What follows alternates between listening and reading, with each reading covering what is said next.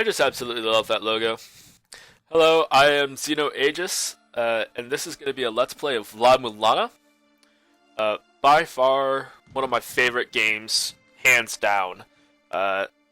This tops even the games that I grew up playing as a kid with the Super Nintendo. And there's actually a funny story about that. I'm sure I'll get to it eventually. But this is a game where you play as an adventurer named Lameza. And he's trained to be a ninja because he's half Japanese and half American. And so the ninja training is passed down through the generations. We do have a bit of an intro, so I'm going to sit through it. It does help explain some of the plot that's going to be happening in the story. Because this game, it's treacherous as far as lore. You have to piece it together yourself. So this intro can really help you figure out the tone of the game that's trying to be set. And the music is absolutely perfect. I love the music for this game.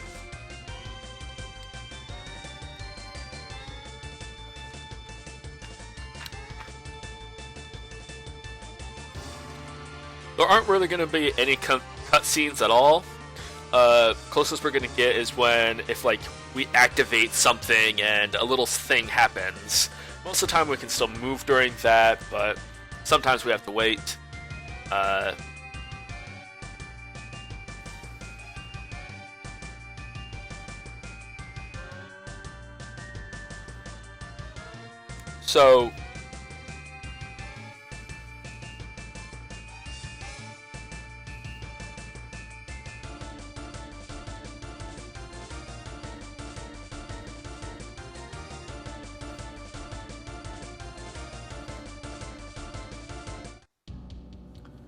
So here we are, La Mulana.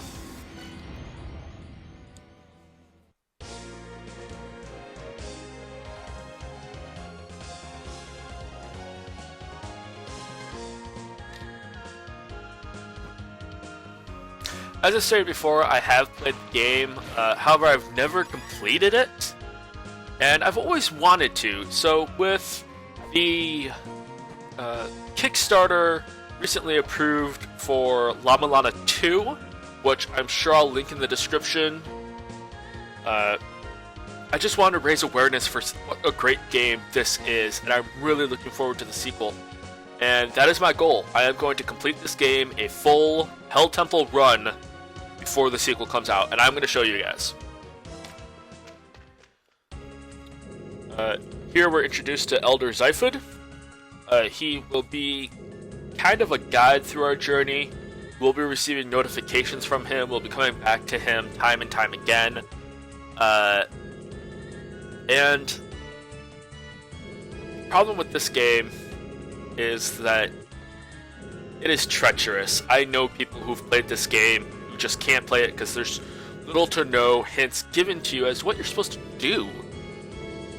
That's actually part of the reason why I like it. It's a challenge for me. It's more than just a puzzle game. It's more than just an adventuring platformer. It is treacherous. I personally have a notebook right beside me, ready to write down hints and possibly piece together things myself.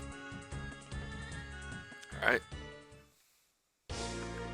Now these other tents are available to us, but first let's check our email.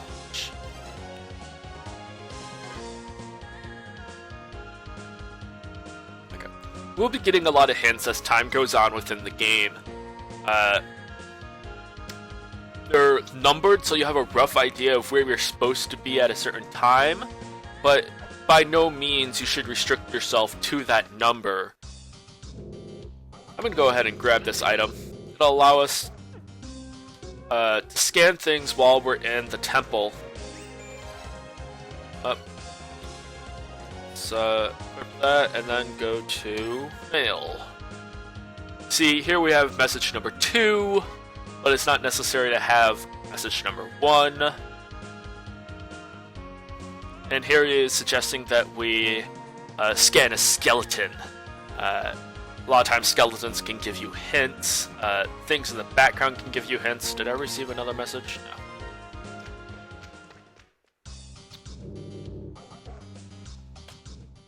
few items that we can't get right now. One I'm probably never gonna get. The shield is basically useless because it'll break. So you're wasting your money on something. Okay. These right here are going to be the weights. We're going to use these to solve our puzzles. A couple of computer programs that we just don't have the money for, so I'm just going to walk out. Got a mail. So here we're saying that we should go to Sound Cavern and get the shell horn. The shell horn, it's not necessary to beat the game. Here we're hinted to the hot spring off to the left of the village. It'll heal you if you're damaged. But yeah, the sound horn, it's not necessary to beat the game. It's just really freaking useful, and I'll point out why when it happens. I'm gonna save up my gold for now.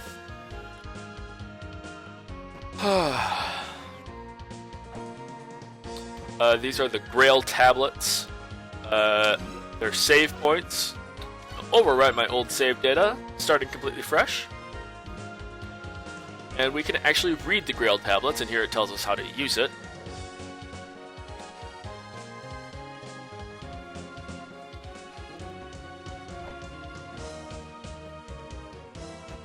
And down there is the entrance to the temple. However, we're going to bypass it at the time, because we want to get that shell horn.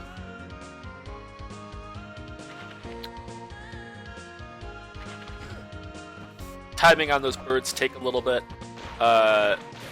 This is a Metroidvanian style of game.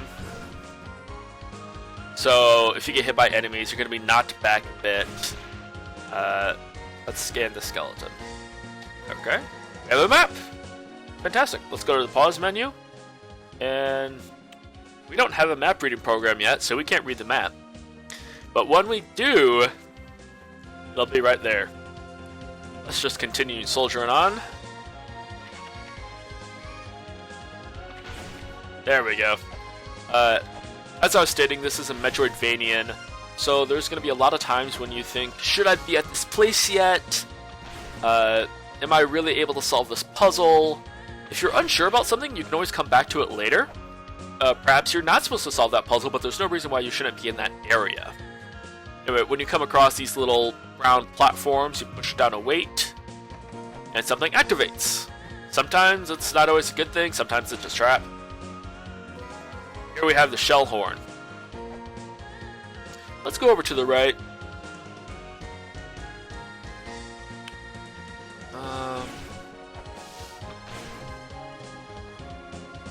Let's see. Not a good time, Siphon. These little orbs that I'm collecting, they don't heal you directly. You may notice that I have a blue bar underneath my green health bar. When the blue bar is filled, your health is completely restored. It's really helpful for when you're doing really well, digging through the temple, and you don't want to go back. So you end up you grind for a little bit, and hey, you get a health restore. Let's see what Siphon said. Waterfalls are dangerous. Okay.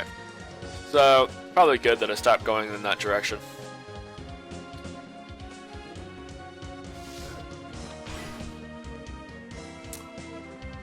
This game.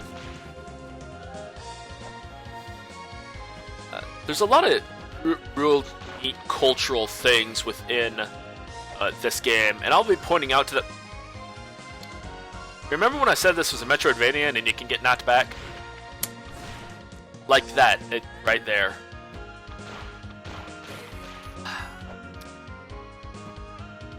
Anyway, there's a lot of really neat cultural things within the game. I'm sure I'll be pointing them out as they come across. Because I have played this game before, I don't want to do live commentary for the entire thing. I just want to point out what I think is really cool, really neat, all the different cultural significance. See how this wall is just a tad funny?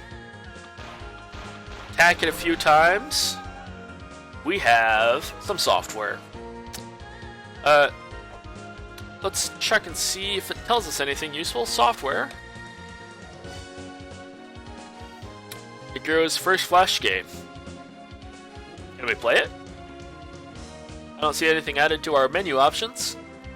Taking up a lot of memory, so let's just unequip it. Right now, what the programs do is that you can chain them together and you can get really cool bonuses if you have certain ones activated at the same time. There is no hint telling you any of this. This is one of the few games where there's no shame looking something up, as long as it's not a walkthrough or like solving some of the puzzles, because it really takes away from your own experiences when you finally beat that puzzle and you go, yes, I got it. One of my favorite moments in the game came from that type of experience. Oh, what do you want?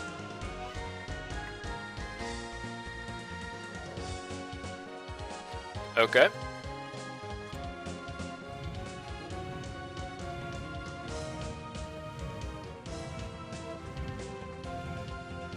There are a lot of things in this game that you're going to have to treat in a manner that you're not really used to treating in a game. There's going to be secret and hidden passageways with no indication that they're there. Almost none. And it gets really more difficult the further you progress in the temple. They lurk within these lands. So, wonder who they are. And do we have power? Well, we're ninjas. I'm going to take a quick break from commentary for a second, because this audio track that is about to play plays only this one time when you first enter the temple. So, listen carefully.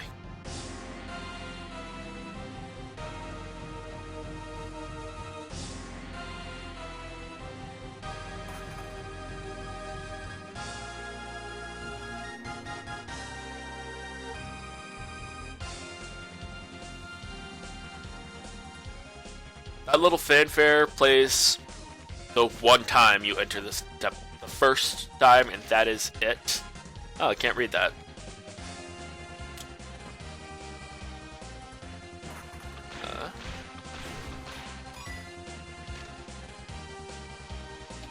You're just right next to the exit, dude.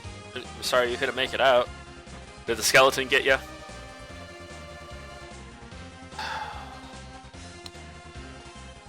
Well, that's not handy. I wanted to read that. Is this a bad skeleton? No.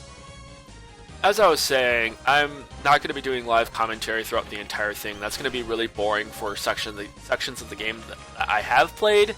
Instead, I'm going to point out a lot of the cultural significance and symbols that we happen to come across and we happen to see. Sacred Orb. As you can see, it just increased my maximum amount of health. I think we just got an email about it. Yes, we did.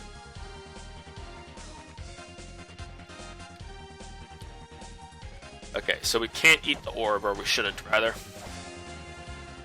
That just makes me want to do it. Doesn't Zyphid have kids?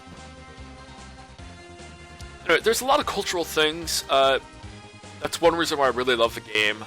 I'm a huge mythology buff. That's what we're going to need to read the tablets. Glyph reader. Actually, we have that. We need a program to read the tablets.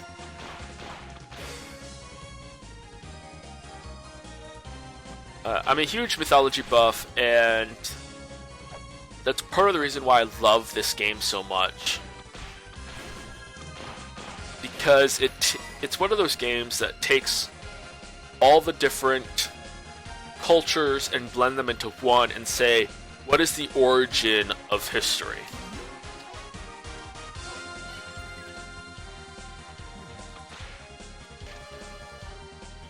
This game also plays off of the idea that, we're only the latest in a line of civilizations. There's some theory about Atlanteans were one of the great races, and when Atlantis sunk, they dispersed all over the world, and that's how some people credited why were there Native Americans. When we sailed across to the new lands, and it's the reason why the Egyptians were able to build their temples, sort of thing. And this game has part of that. Of course, we can read that. This block looks funny. If there's an eye in the room, don't hit things.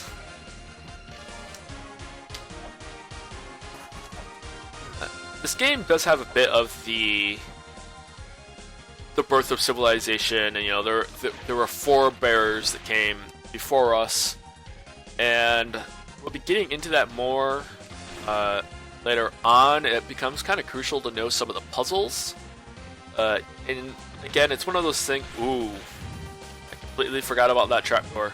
It gets me every time. It's slightly discolored too, but whew. Man, I'm glad I didn't fall down.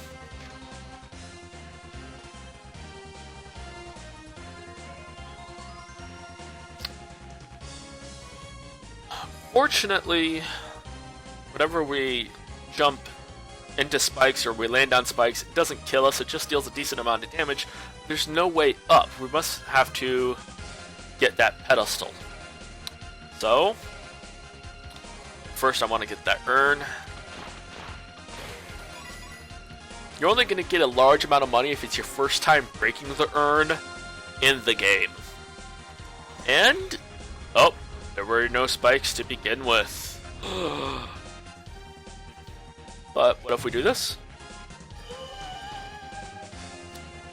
And we have our first sub-weapon, the shuriken, the essential ninja tool.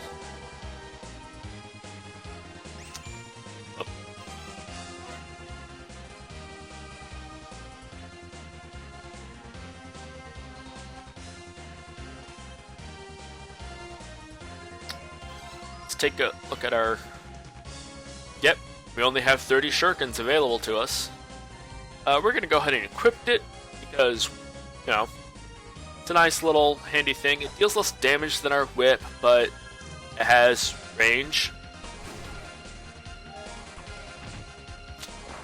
See, it goes across the entire width of the map as long as nothing is in its way. So, unfortunately, we can't solve the puzzle in this room just yet. We would have a hint as to what it was if we could read that tablet. But we can't right now. I'm going to delve a little bit deeper, see just how far I can get before I head back to the surface. I want to try to collect a little bit more gold. I'll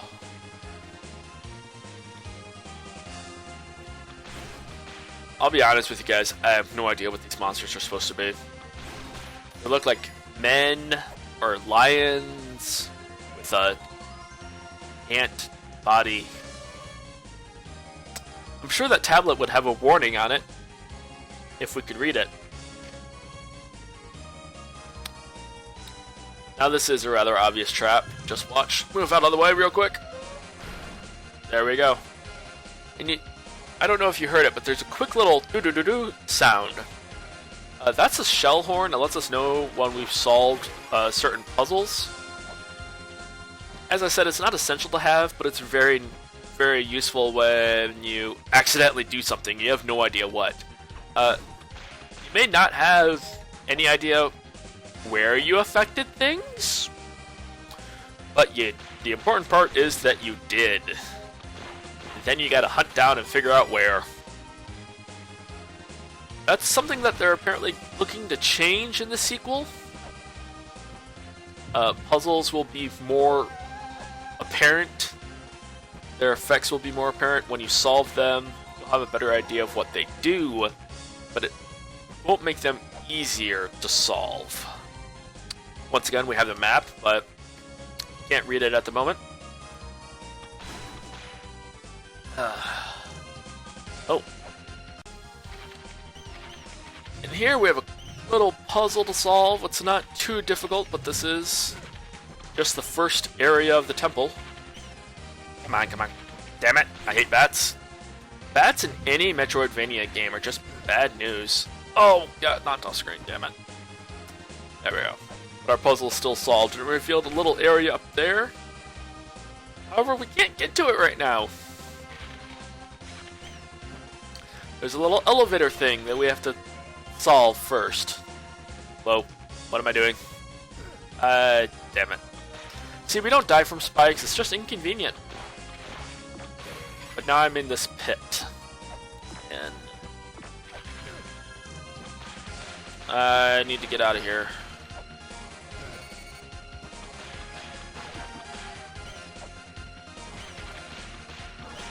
Should be able to get out of here on the left. Oh, come on! There we go. Come on, come on, come on. Damn it. Oh. While you're falling from damage, you can't adjust your fall or your direction, unfortunately. Another staple of Metroidvanians. Damn it!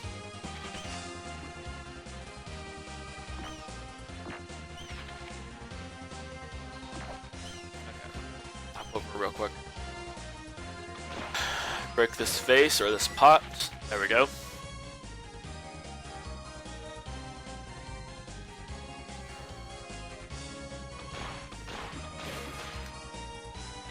In here, I was hinting at you have to. There's invisible walls and invisible rooms. For example, how in the world do we get to that block and able to push it? Well, we can't right now. But we will eventually. Oh, no, no, no, no, no, no. No! Damn it! No, no, I'm gonna lose all my progress. Oh, come on. I pushed too deep. I got too greedy. Now I'm paying for my hubris. No!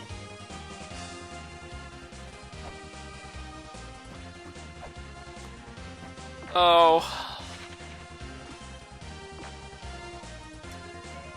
Come on. Come on, come on. See, normally I'd have the elevator activated by this point. So I could just wait. But I can't right now. I want to destroy these bats. They have such irregular movement. There we go. Come on, come on. There we go. Now. Oh, no, no, no, no, no! No, no, no, no, no! Okay, good. Whew. Crap, crap, crap, crap, crap, crap. Oh,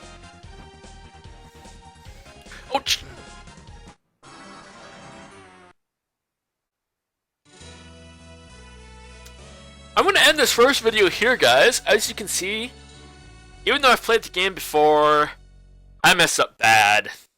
So bad. So very bad. So what I'm going to do is get to the point where I was, kind of. I didn't get too far in the game.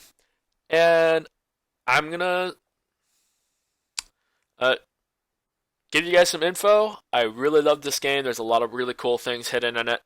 And we get to have the adventure together. Have a nice day. This is Zeno Aegis, signing off.